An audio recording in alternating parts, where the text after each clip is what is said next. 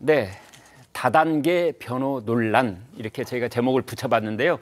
조국 혁신당의 돌풍이 여기서 멈추게 되지 않을까? 뭐 이런 말까지 나올 정도로 지금 그 당의 비례 1번 박은정 후보 배우자 둘러싼 이른바 전관 예우 그리고 고액 수임 이 논란이 일파만파로 커지고 있습니다.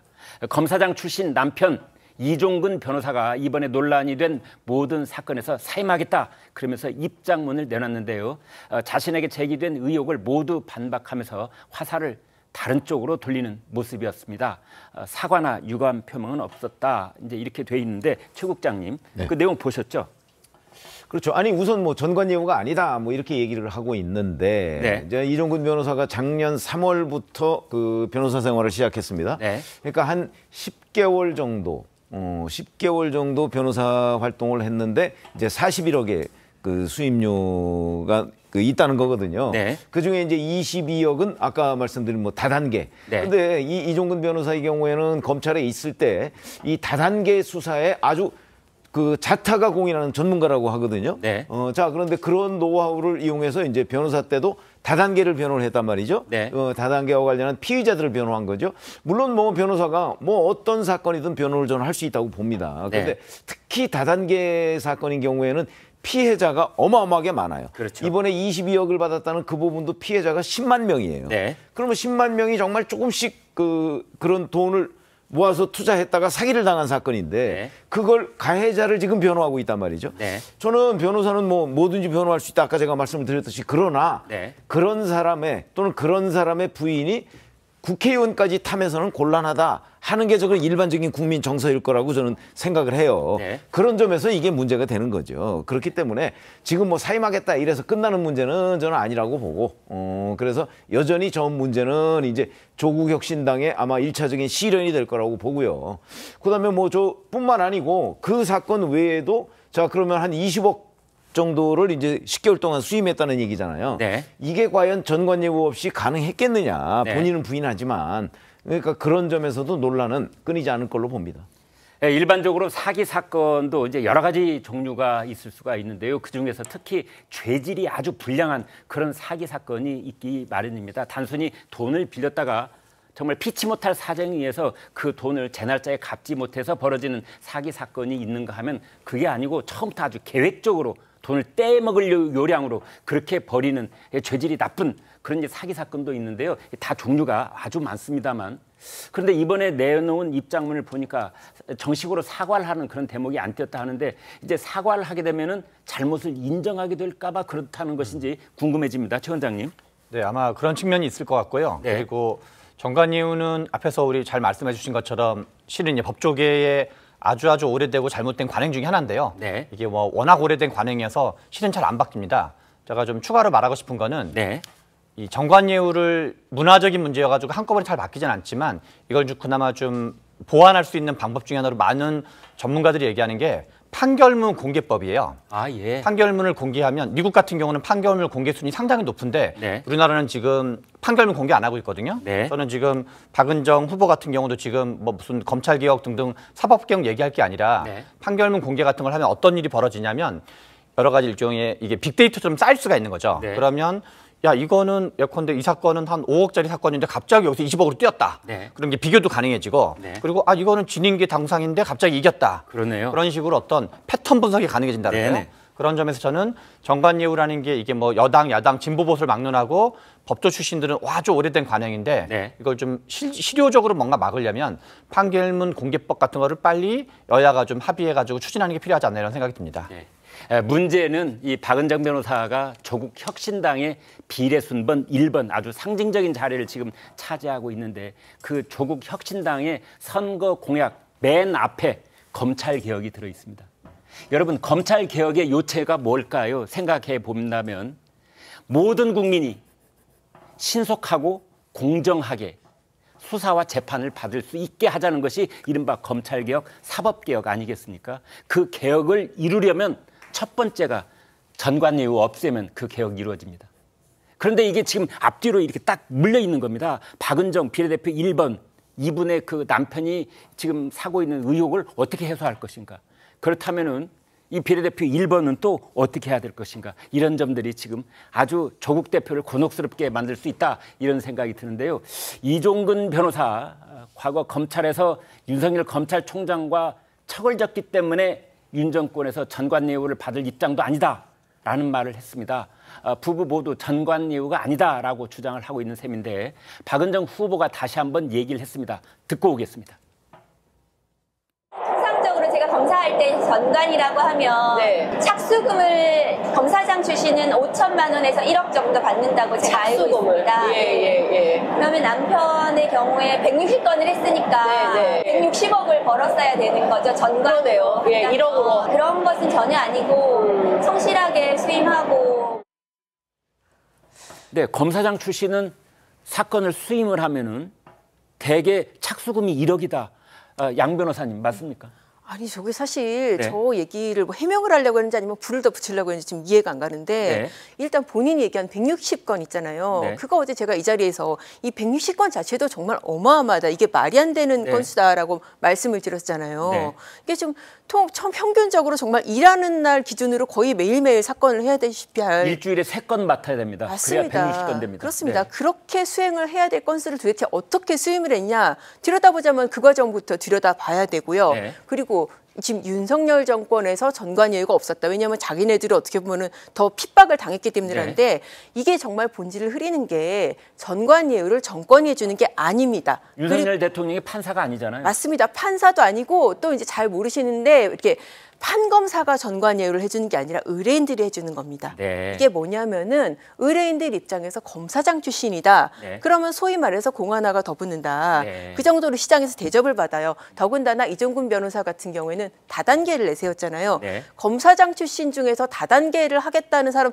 여러분도 혹시 변호사관 가면 찾아보시면 없을 겁니다. 대부분은 소리 소문 없이 기업 사건을 하고 네. 큰 사건들을 하지 이 소액 다수의 피해자가 있는 다단계 사건 안 맞습니다. 그러니까 본인이 검사장이라는 그런 후광 효과를 내세워서 네. 사건을 수임을 한 거예요. 그게 사실 전관예우가 아니면 뭔가요? 네.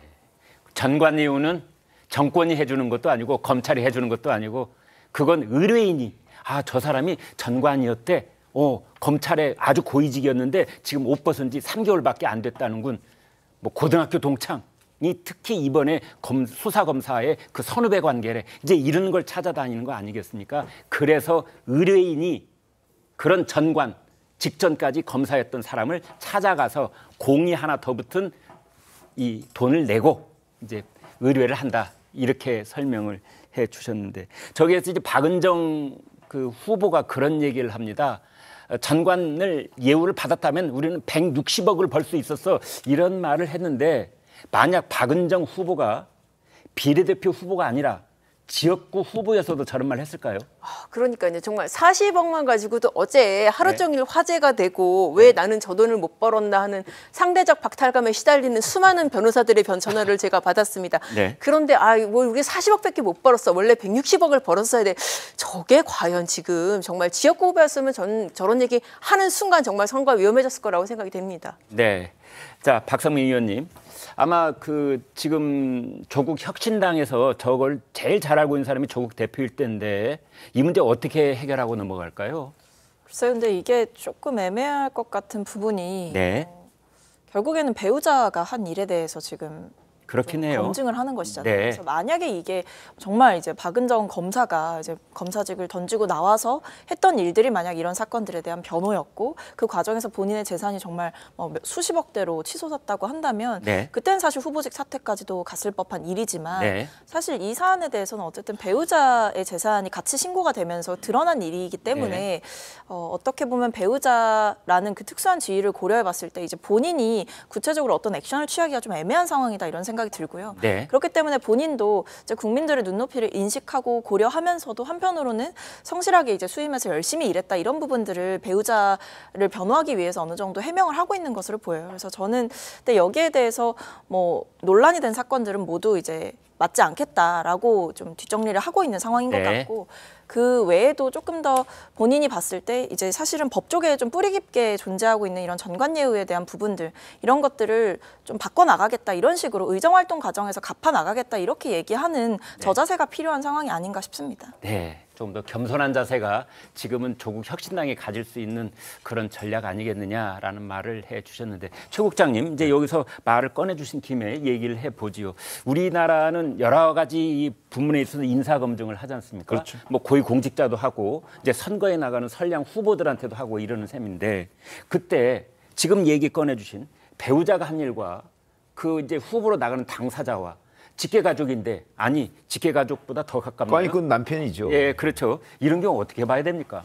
그러니까 이게 이제 예. 그 정치적으로 보면요, 늘 법률적으로 불법이냐 아니냐 뭐 이런 것들을 이제 법조인들이 많이 따져요. 네. 근데 정치적으로는 그거보다 더 중요한 게 왜 국민정서법 얘기를 하잖아요. 네. 국민들이 어떻게 판단하느냐가 대단히 중요해요. 네. 예를 들어서 저게 박은정 후보 본인의 문제는 아니에요. 네. 근데 본인의 남편의 문제고 그 재산은 부부가 공유하는 거잖아요. 네. 그러니까 국민들이 보면 아 저거 전관예우 받았을 거야 틀림없이. 그리고 뭐 그 이른바 피해자가 10만 명씩이나 되는 다단계를 가해자를 변호했단 말이야. 네. 아니 그러면 그냥 그렇게 살지. 네. 아마 그런 정서가 저는 훨씬 다수일 거라고 생각을 해요. 네. 그거는 정치적으로 대단히 중요한 거거든요. 네. 응? 그러니까 법률적으로는 박은정 후보한테 책임이 없어요. 네. 그러나 정치적으로는 박은정 후보한테 책임을 물을 수가 있는 거죠. 네. 그런 점에서 저는 조국 대표가 상당히 고민이 많을 거라고 생각을 합니다. 네.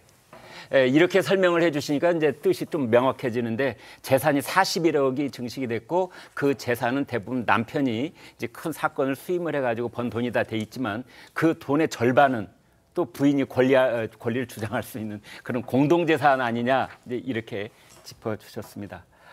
그런데 이종근 변호사, 이 남편 되는 이가 입장문을 내놨는데 어려운 한자 구절을 하나 그 인용을 해서 그걸 좀 살펴보겠습니다. 청빈 불고 가사 이런 말을 썼는데 이게 무슨 뜻이에요?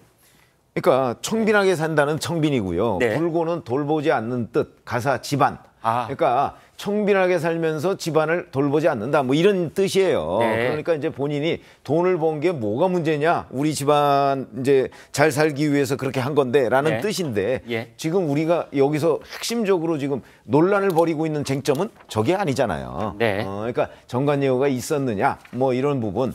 그다음에 그냥 변호사로서 그런 식으로 활동을 하는 거를 뭐 누가 뭐라고 하겠습니까? 네. 그러나 문제는 이제 또 부인이 국회의원 자리까지 노리고 있으니까 그게 국민 정서에 어긋난다.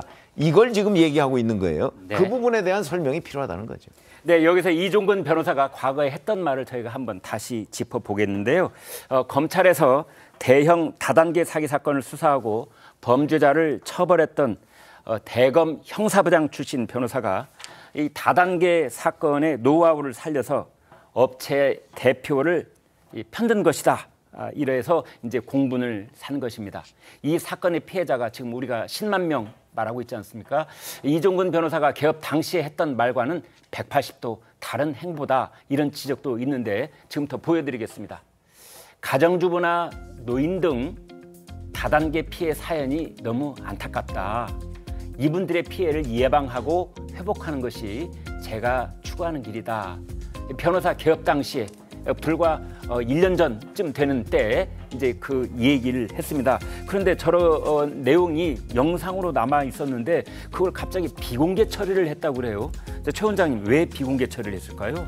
이게 평소에 뭔가 좀 말을 막 하면 사람들이 별로 실망을 하지가 않아요. 네. 그리고 좀 뭔가 이렇게 부패할 것 같은 사람이 부패도 별로 실망을 안 하는데 예. 뭔가 좀 깨끗할 것 같은 사람이 부패하거나 네. 그러면 이제 실은 사람들의 실망이 더 커진다 그럴까요? 네. 행동경제에서 그걸 이제 기준점 효과라고 표현하기도 하는데요. 네. 얼마 전에 민주당의 이제 조수진 변호사 같은 경우도 뭐 젠더 감수성이라든가 뭐 이러저런 이제 인권 변호사 얘기하다가 좀 뭔가 이제 어떤 성범죄 관련돼서 좀 그 부적절한 방식의 논리 구조를 하는 게 했는데 만약에 그 사례에서도 보수 쪽 후보가 좀 그런 기대가 없는 사람이었다라고 네. 하면 아마 그렇게 논란이 커지거나 사퇴하는 일이 없었을 수도 있어요. 지금 이 분께서도 내가 평소에 이렇게 말했던 게 이 지금 사건이 그동안은 어떤 피해자 편에 선다라고 말했던 것이 지금 이제 가해자 편에 서가지고 하는 게 사람들이 이걸 좀 싫어할 수 있겠구나, 비난받을 수 있겠구나라는 걸 아시니까 이걸 없앴다고 봐야 되는 거죠. 그만큼 뭔가